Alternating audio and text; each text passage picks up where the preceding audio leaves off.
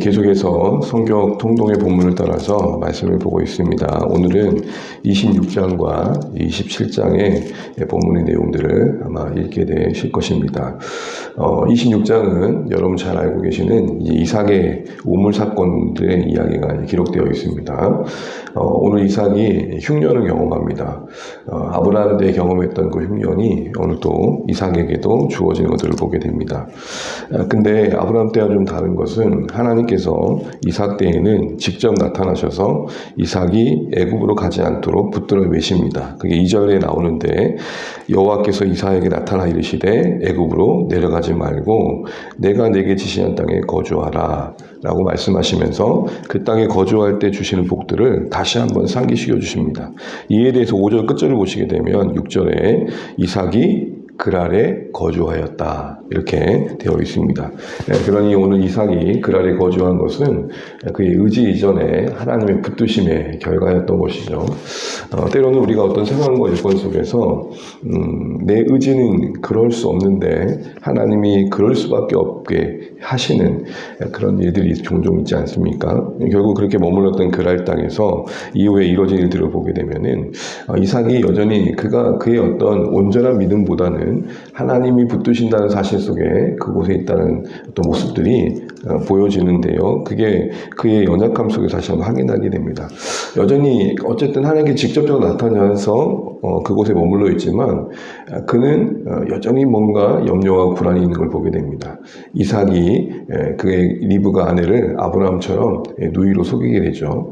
거하고 있는 그 땅에서 이삭과 리브가가 부부인 게 확인하게 되었을 때 그 땅의 왕이었던 아비멜렉이 호통을 치죠. 네가 우리에게 큰 죄를 범하게 할 뻔했다. 근데 오히려 그것이 이삭을 보호해주게 됩니다. 아비멜렉은 그 땅에 있는 모든 사람들에게 리브가를 함부로 하지 않도록 선언을 하죠. 그 뒤에 이어진 내용을 보게 되면은 하나님께서 큰 복을 이삭에게 주십니다. 12절 한번 보실까요? 12절입니다. 이삭이 그 땅에서 농사하여 그 해에 100배나 얻었고 여호와께서 복을 주심으로. 이런 연약함이 있는 이삭이지만 여전히 언약 아래 있는 이삭이기에 하나님께서 계속해서 그에게 축복을 해주십니다. 그런데 이 넘쳐난 어떤 복이 또 그의 어떻게 보면 어려움의 단초가 되는데 그의 잘됨을 시기했던 그랄 땅 사람들, 이 블레셋 사람들이 14절에 보면 시기했다 그럽니다. 그러면서 그를 내쫓게 됩니다. 그 뒤에 그 시기는 계속됩니다. 특별히 이삭이 그렇게 쫓겨났을 때 우물을 파게 되는데 우물을 팔 때 어떤 우물을 팠냐라고 되어 있냐면 우리 15절을 한번 같이 한번 읽어볼까요? 15절입니다. 시작. 그 아버지 아브라함 때에 그 아버지의 종들이 판 모든 우물을 막고 흙을 메웠더라. 그때 당시에 아브라함이 팠던 우물들을 시기하여 메웠던 일들이 있습니다. 아비멜렉이 이삭에게 떠나라고 할 때 아브라함이 팠던 그 우물들을 18절 보실까요? 18절 그 아버지 아브라함 때에 팠던 우물들을 다시 팠으니 라고 되어 있거든요. 어떤 역사가 이야기되고 있냐면 이 블레셋 사람들이 과거에도 아브라함을 시기해서 아브라함이 팠던 우물을 메웠던 적이 있는데 쫓겨난 상황 속에서 이삭은 그 메웠던 우물을 다시 파더라는 겁니다. 여러분 한번 그림을 한번 그려보시죠. 지금 강성하게 돼서 쫓겨나게 돼서 그랄 땅 주변으로 물려나게 됩니다. 여전히 기근은 해결되지 않은 상황이었을 겁니다.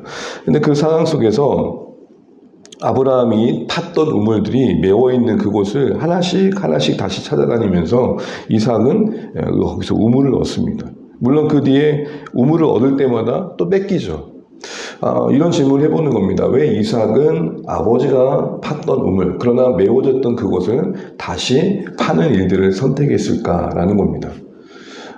우리가 가끔 신앙생활 하다 보면 오리무중 어디로 가야 될지 모를 때가 있습니다. 어떻게 해야 될까라고 생각할 때 우리는 과거의 역사 속에서 믿음의 선대들이 어떻게 이 상황들을 풀어갔는지를 생각해 보게 되는 것이죠. 그리고 거기에서 다시 한번 우리가 나아갈 어떤 방향들을 길러낼 때가 있습니다. 영감을 얻거나 하나님은 또 이렇게 일하셨구나 하는 사실들을 통해서 나아갈 방향들을 찾게 됩니다.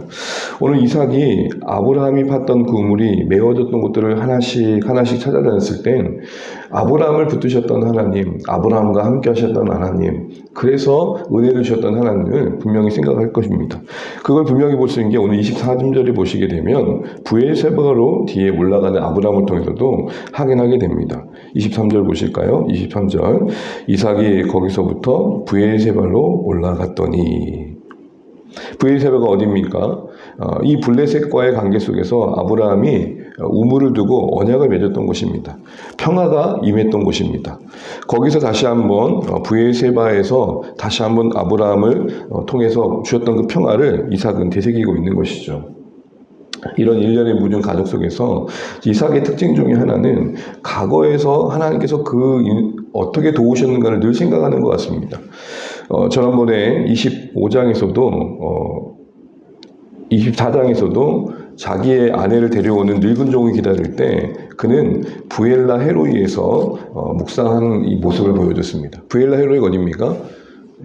하갈이 울부짖을 때 살펴주셨던 하나님을 만났던 자리. 그래서 하나님은 살아계셔서 우리를 살피십니다 라고 했던 그 자리 아닙니까?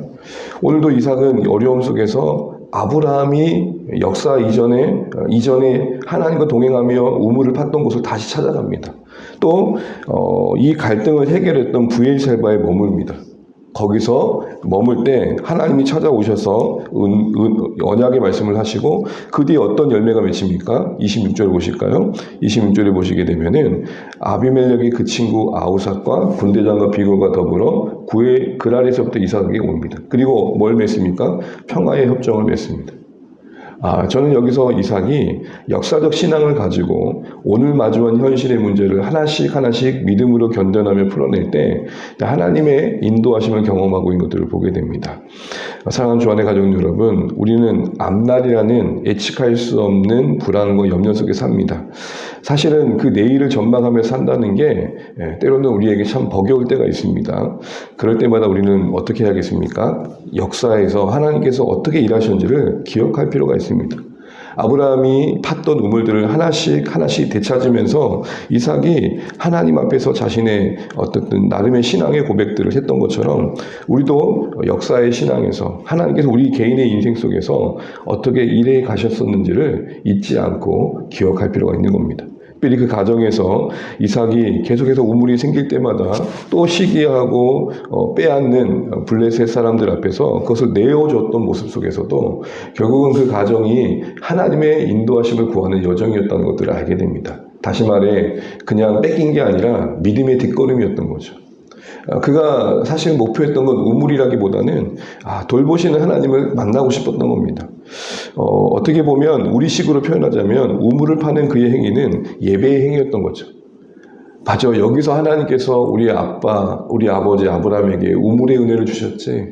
하나님, 이 우물이 덮여 있는 것처럼 제 인생이 지금 참 답답합니다. 잘 살아보려고 하는데 주변 블레셋 사람들이 저를 너무 괴롭히네요. 주님 도와주세요. 하면서 찾아냈던 우물을 다시 팠던 행위가 오늘 우리에게 보면 하나님께 은혜를 구하는 행위였던 것이죠. 그런 믿음의 뒷걸음질 속에서 결국에는 르호봇에 머물게 되고 그 르호봇에 머문 뒤에 다시 브엘세바로 가는 여정 속에서 아브라함이 지금 계속해서 하나님을 역사 속에서 찾고 있는 모습들을 우리가 다시 한번 보게 됩니다. 그럴 때 그 거룩한 뒷걸음, 믿음의 뒷걸음은 책임져 주시는 하나님의 은혜 안에서 새로운 또 기회들을 만나게 되는 것들을 보여주시는 거죠. 우리도 살아가는 날 동안 이처럼 아브라함의 옛 우물을 팠던 이삭의 행위처럼 지난날 하나님께서 나를 어떻게 도우셨지를 기억하시고 그 예배의 현장, 그 하나님을 다시 한번 묵상하고 찾는 현장 속에서 여전히 우리는 믿음의 뒷걸음을 칠 수밖에 없는 상황들이지만 결국에는 르호봇으로 더 넓은 곳으로 인도하시고 브엘세바 안에서 다시 한번 평화의 협정을 맺게 하신 이 이삭의 경험 속에서 우리는 하나님의 인도하심을 더 기대하면서 하루하루 이렇게 믿음의 하나님의 일하심들을 바라볼 필요가 있겠다 생각들을 해보게 됩니다. 그리고 나서 27장에는 이제 이삭의 이제 야곱과 에서의 관계 속에서 또 축복하는 일들이 나오는데 이 일들이 우리에게 너무 잘 알려져 있죠. 에서가 이제 장자로서 아버지가 이제 늙어져서 생애를 마칠 때가 가까워지니까 이삭이 에서에게 내가 가서 사냥을 해서 음식을 해와라. 내가 널 축복하고 싶다. 이렇게 말합니다. 이때 이야기를 듣던 리브가가 이러면 안 된다 싶어서 야곱을 아끼는 마음에 야곱을 에서로 속여서 축복을 받게 하죠. 그 가정이 결국에는 이 가정에 큰 또 어려움을 끼치게 됩니다. 이 혼돈된 모습을 보십시오. 어떤 어려움이 있습니까? 결국에는 에서는 그 자신의 축복을 또 뺏기는 분노 때문에 이삭을 야곱을 죽이려고 그러고, 또 야곱은 도망칠 수밖에 없는, 또 삼촌 라반의 집으로 갈 수밖에 없는 그런 상황들이 주어지게 됩니다. 그 여정이 시작된 이 배경의 사건이 이제 오늘 나오게 되는 것이죠. 이 모든 것들이 이삭의 어두운 눈의 문제였고, 또 리브가의 편애에 또 문제가 있었던 것을 보게 됩니다. 어떻게 보면 하나의 혼돈의 이야기가 이곳에 기록되어 있습니다.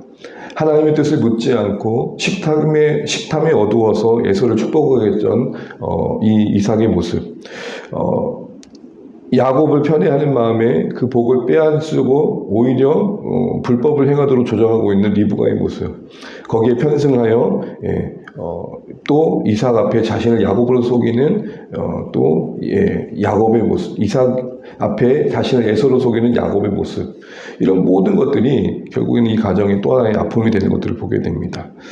왜 이런 사건이 기록되어 있을까요? 오늘 이 사건은 우물을 찾던 이삭과는 너무 거리가 멉니다.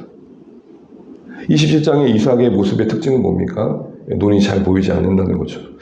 성경에서 눈이 잘 보이지 않는다는 것은 늙어져서 어쩔 수 없는 그런 어떤 신체의 현상이기 이전에 엘리가 그랬듯 이 눈의 어두워짐은 점점 신앙의 영적 안목의 희미해짐을 의미합니다.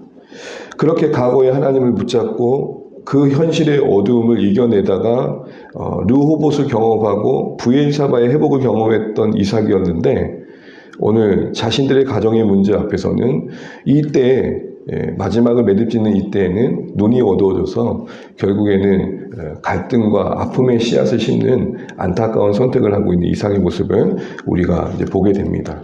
사랑하는 주안의 가족 여러분, 오늘 이 아침에 이 말씀을 쭉 읽어가시면서 우물을 찾았던 이삭, 옛 우물을 찾으며 다시 한번 하나님의 도우심을 갈망했던 이삭, 자신들의 자녀였던 에서와 야곱의 축복의 관계 속에서 분별을 잃고 결국에는 갈등의 씨앗을 심을 수밖에 없던 이삭, 이 두 가지 모습 속에서 우리의 인생에 나아갈 바들을 다시 한번 돌아보면 좋겠습니다. 우리의 매일매일이 하나님의 은혜를 구할 필요가 여기에 있는 것입니다. 우리 매일매일이 주의 도우심을 구할 필요가 여기에 있는 것입니다. 다시 한번 끝까지 우리의 믿음의 안목을 지키고 우리의 마지막에 늙어섬의 모습 속에서도 우물을 팠던 신앙을 지킬 수 있는 은혜를 구하시면 좋겠습니다. 그래서 우리의 마지막에도 하나님을 잃지 않는, 하나님을 붙드는 그 믿음의 여정을 살 수 있도록 오늘 말씀해 주시는 도전과 교훈들을 받으시면 좋겠습니다. 물론 이제 이어진 이야기들 속에 하나님은 그 갈등을 풀어가시면서 언약의 이야기를 또 펼쳐가십니다. 우리는 연약하지만 하나님은 또 신실하심을 보이십니다. 이런 인간의 연약함 속에 여전히 하나님이 약속을 담아내시고 이루어가신 모습들 속에 우리는 또 하나님의 긍휼을 바라보게 됩니다. 오늘도 이 아침에 이 말씀 속에서 또 오늘도 말씀을 읽어가시면서 이렇게 어떻게 살아가야 될지 이삭의 이 생애 속에서 보여준 두 대조되는 모습을 통해서 다시 한번 돌아보시고 또 하나님의 인도하심을 받을 수 있는 우리 하루가 되시기를 간절히 소망합니다. 기도하겠습니다.